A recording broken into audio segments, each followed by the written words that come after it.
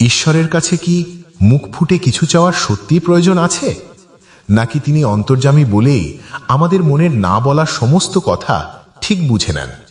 এই প্রশ্নটা কখনো না কখনো প্রতিটি ভক্তের মনেই উকি দেয়। একদিকে আমাদের জাগতিক অভাব, আশা আকাঙ্ক্ষা, অভিমান, আর অন্যদিকে ঈশ্বরের সর্বজ্ঞতা ও নিঃশর্ত করুণার উপর অগাধ বিশ্বাস। তাহলে প্রশ্ন একটাই, আমরা কেন প্রার্থনা করি? আর যখন আমাদের চাওয়া পূরণ হয় না, তখন ঈশ্বর কেন আমাদের কথা শোনেন না? বৃন্দাবনের পরম পূজনীয় সন্ত প্রেমানন্দ মহারাজজি এই গভীর আধ্যাত্মিক প্রশ্নের উত্তর দিয়েছেন অত্যন্ত সহজ অথচ হৃদয় ছুঁয়ে যাওয়া এক অনন্য উদাহরণের মাধ্যমে। এই আলোচনা আমাদের শেখাবে প্রার্থনার প্রকৃত অর্থ কি, এবং যখন আমাদের ইচ্ছে পূরণ হয় না, তখন সেই নায়ের আড়ালেই কিভাবে লুকিয়ে থাকে তার সবচেয়ে বড় করুণা। আসুন মহারাজজির অমৃতবাণীর মাধ্যমে আমরা এই রহস্যের দ্বার উন্মোচন করি। আর হ্যাঁ, যাওয়ার সময় কমেন্ট বক্সে রাধা রাধা লিখে যাবেন। আপনারা দেখছেন বাংলা ভক্তিমূলক চ্যানেল কৃষ্ণ দর্শন। আমাদের পরিবেশনা যদি আপনার ভালো লাগে তবে একটি লাইক দিয়ে এবং সাবস্ক্রাইব ও শেয়ার করে আমাদের পাশে থাকবেন। মহারাজজি, ভগবান তো অন্তর্যামী, তাহলে কি তাকে নিজের কামনা বাসনা ব্যক্ত করা উচিত, নাকি তিনি নিজেই সব বুঝে নেন? দেখুন, যদি আপনার অন্তর্যামীর ওপর পূর্ণ বিশ্বাস থাকে, তবে প্রশ্ন করা বা কিছু চাওয়ার প্রসঙ্গই আসা উচিত নয়। কারণ তিনিই অন্তর্যামী, তিনি আগে থেকেই সব জানেন। তাই না আমাকে কিছু চাইতে হবে, না আমাকে কোনো কামনা করতে হবে।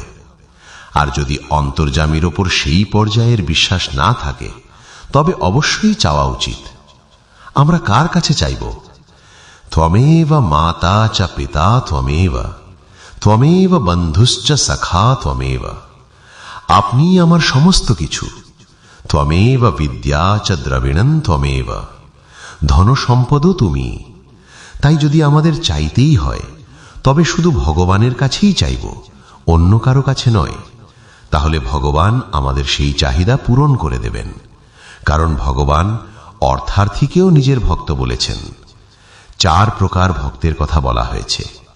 আর্ত ভক্ত, যিনি সংকট থেকে মুক্তির জন্য ভগবানের ভজন করেন। অর্থার্থী ভক্ত, যিনি ধন বা সম্পদ প্রাপ্তির জন্য ভগবানের ভজন করেন। জিজ্ঞাসু ভক্ত, যিনি ভগবানকে জানতে চান। এবং জ্ঞানী, যিনি ভগবৎ স্বরূপ হয়ে গেছেন।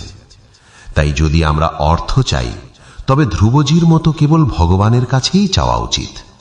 ভগবান আমাদের তৃপ্ত করে দেবেন।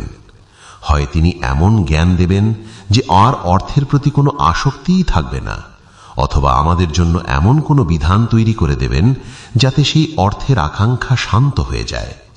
তিনি অত্যন্ত করুণাময় এবং পরম সামর্থ্যশালী। তাই যদি চাইতেই হয়, কেবল ভগবানের কাছেই চান। আর যদি আমাদের মনে হয় যে আমাদের দৃঢ় বিশ্বাস আছে ভগবান অন্তর্যামী, তবে আর চাওয়ার প্রয়োজন কি? তাহলে তো আগ বাড়িয়ে তিনি নিজেই সব ব্যবস্থা করবেন। তিনি অন্তর্যামী, তিনি সব জানেন। কিন্তু যদি এই বিশ্বাস দৃঢ় না হয়, তবে চেয়ে নেওয়াই ভালো, প্রার্থনাও করে নেওয়া উচিত। আর চাওয়ার পরেও যদি সেই ইচ্ছে পূরণ না হয়, তবে মনে কি ভাব রাখা উচিত? এক্ষেত্রে 2টি ভাব রয়েছে। প্রথম কথা হলো, আপনি যখন চান তখন কি হিসেবে চান? ভগবানের সাথে আপনার সম্পর্ক কি? যদি ভগবানের সাথে আপনার ঘরের সম্পর্ক বা একান্ত আপন সম্পর্ক থাকে, তবে নিশ্চিত জানবেন ইচ্ছে পূরণ না হওয়াটা ভগবানের অনেক বড় কৃপা। যদি পূরণ হতো, তবে অমঙ্গল হতো। এই কথাটা খুব ভালো করে বুঝে নিন। যদি আমরা ভগবানকে নিজেদের একান্ত আপন মনে করি এবং আমাদের কোনো কামনা পূরণ না হয়, তবে নিশ্চিত জানবেন ভগবান পরম মঙ্গলময় কোনো বিধান করছেন বলেই তিনি আমাদের সেই কামনা পূরণ করছেন না। যিনি অখিল বিশ্বকে জীবন দান করেন, তিনি আমার সামান্য কামনা কেন পূর্ণ করতে পারবেন না? কিন্তু আপাত দৃষ্টিতে আমাদের মনে হতে পারে যে এটা অমঙ্গল হলো। না, এটা ভুল ধারণা। ভগবানের বিধানকে মেনে নেওয়াই হলো শরণাগতের লক্ষণ। জয়ী জয়ী প্যারো কারে সই মহি ভাবে, ভাবে মহি জয়ী সই সই কারে প্যারে। আমার ভগবান যা করেন বড় মঙ্গল করেন, সেখানে অমঙ্গল হতেই পারে না। তাই ভগবানের বিধানকে মঙ্গল বলে মেনে নিতে হবে। এক মন্ত্রী নিয়মিত সৎসঙ্গে যেতেন। সাধু সন্তদের মুখ থেকে তিনি এটাই শুনে শিখেছিলেন যে ভগবান যা করেন তা খুব ভালোর জন্যেই করেন। তিনি এই কথাটি বলতেও শুরু করলেন। যখনই কোনো ঘটনা ঘটত বা কেউ কোনো সমস্যার কথা বলতো, তিনি বলতেন, খুব ভালো হয়েছে, ভগবান যা করেছেন খুব ভালো করেছেন। একদিন তিনি রাজার সাথে শিকারে গেলেন। উত্তেজনার বশে রাজা অসাবধান হয়ে পড়লেন এবং ধনুকের ছিলায় লেগে তার হাতের বুড়ো আঙুলটি কেটে গেল। রাজা বললেন, মন্ত্রী দেখো, আমার আঙুল কেটে গেছে। মন্ত্রী বললেন, খুব ভালো করেছেন ভগবান। রাজা রেগে বললেন, মূর্খ কোথাকার, আমার আঙুল কেটে গেল আর তুই বলছিস ভগবান খুব ভালো করেছেন? একে জেলে ভরে দাও। জেলে যাওয়ার সময়ও মন্ত্রী বললেন, এটাও ভগবান খুব ভালো করলেন।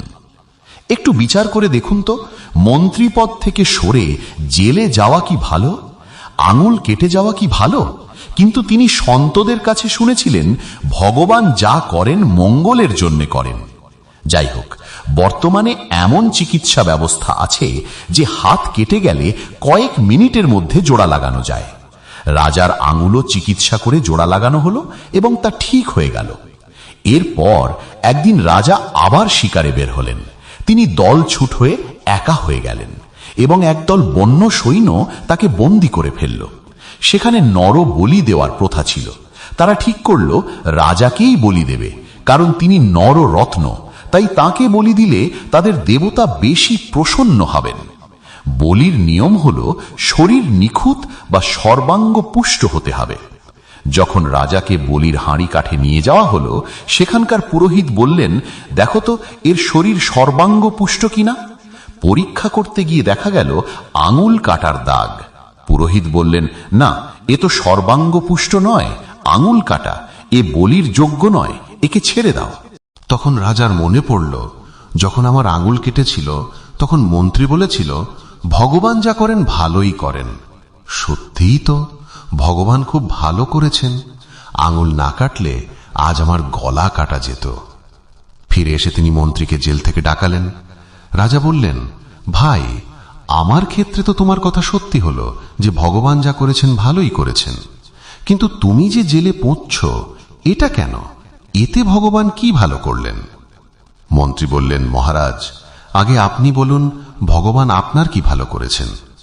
রাজা পুরো ঘটনা খুলে বললেন যে তিনি একা শিকারে গিয়ে কিভাবে ধরা পড়েছিলেন এবং আঙুল কাটা থাকার কারণে কিভাবে প্রাণ নিয়ে ফিরে এসেছেন।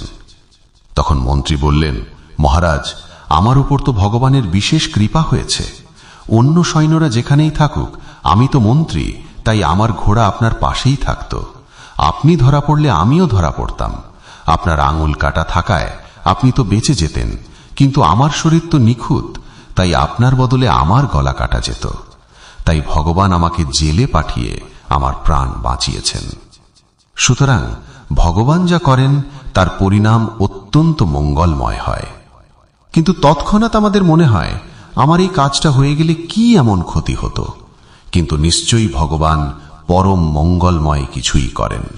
দ্বিতীয় কথা, কেবল চাইলেই পাওয়া যায় না, তার সাথে অনুষ্ঠান করতে হয়, তপস্যা করতে হয়, ব্রত পালন করতে হয়, তীর্থ ভ্রমণ করতে হয়, পুণ্য সঞ্চয় করতে হয়। যদি আপনার পুণ্য না থাকে এবং ভগবানের সাথে আপনত্ব বা গভীর সম্পর্কও না থাকে, আর আপনি কেবল চেয়েই যাচ্ছেন, তবে চাইতেই থাকবেন, আপনার কামনা পূরণ হবে না। হয় ভগবানের সাথে খুব গভীর আপনত্ব থাকতে হবে, তবে কথা পূর্ণ হবে, অথবা আমাদের সাধনা বা তপস্যা থাকতে হবে, তবেই ইচ্ছে পূর্ণ হবে। পুরো বিশ্ব ভগবানের কাছে চাইতেই থাকে। ইচ্ছে তাদেরই পূর্ণ হয় যাদের ভগবানের সাথে আপনত্ব আছে, অথবা যাদের অনুষ্ঠান ও সাধনা আছে। মহারাজজি, যেমন কোনো খুব বড় ধনী ব্যক্তির বাড়িতে যদি আমরা ভিখারি হয়ে চাই, তাহলে তিনি দিয়ে দেন। বড়দের এই দয়া থাকে। ভগবান তো জগৎ পিতা। এখানেও আপনত্ব আসে বা ভগবানের মহিমার কথাই আসে। ভগবান বড়ই করুণাময়, ভগবান বড়ই উদার, বড় দাতা, তিনি মহান। যদি আমি তার কাছে চাই তবে নিশ্চয়ই পূরণ হবে, কিন্তু হয় তপস্যা থাকতে হবে, নয়তো আপনত্ব। এটা নিশ্চিত যে যিনি এই ভাব নিয়ে ভগবানের দরবারে যান, হে মহারাজ, আপনি তো সর্বলোকের মহেশ্বর, অনন্ত ব্রহ্মাণ্ডের স্বামী, আর আমি দীন ভিক্ষুক। আপনার শরণে এসেছি, ভগবান নিশ্চয়ই নিশ্চয়ই তার ইচ্ছা পূরণ করবেন। ইয়াহি দরবার দীন কো আদর, রীতি সদা চলি আই। যিনি এই দীনতা নিয়ে ভগবানের দরবারে যান, তিনি যে কোনো ভাবেই যান না কেন, ভগবান তাকে আদর বা সম্মান করেন। মহারাজজির এই প্রবচন আমাদের এক পরম সত্যের মুখোমুখি দাঁড় করায়। আমাদের জীবনের প্রতিটি অপূর্ণ ইচ্ছের পেছনেও ভগবানের এক বিশাল সুরক্ষা কবচ কাজ করে। তাহলে সারমর্ম হিসেবে আমরা কি গ্রহণ করব? যদি বিশ্বাস থাকে যে তিনি অন্তর্যামী, তবে মুখ ফুটে চাওয়ার প্রয়োজন নেই। নিশ্চিন্ত থাকুন, তিনি যা করবেন তা আপনার মঙ্গলের জন্যই হবে। যদি প্রার্থনার পরেও ইচ্ছে পূরণ না হয়, তবে হতাশ না হয়ে বুঝবেন এর পেছনে কোনো বড় বিপদ থেকে রক্ষা পাওয়ার ইঙ্গিত রয়েছে।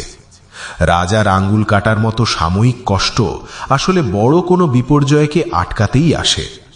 কেবল চাইলেই হবে না, প্রার্থনার সাথে ভজন, সাধনা বা ভগবানের সাথে এক গভীর ভালোবাসার সম্পর্ক তৈরি করতে হবে। আসুন, আমরা কেবল যাচকের মতো না চেয়ে সন্তানের মতো আবদার করি, কারণ তিনি জগৎ পিতা। দিন হয়ে তার দুয়ারে দাঁড়ালে তিনি কখনো ফেরান না। যা কিছু ঘটছে তাকে ভগবানের প্রসাদ মনে করে গ্রহণ করাই হল প্রকৃত ভক্তি।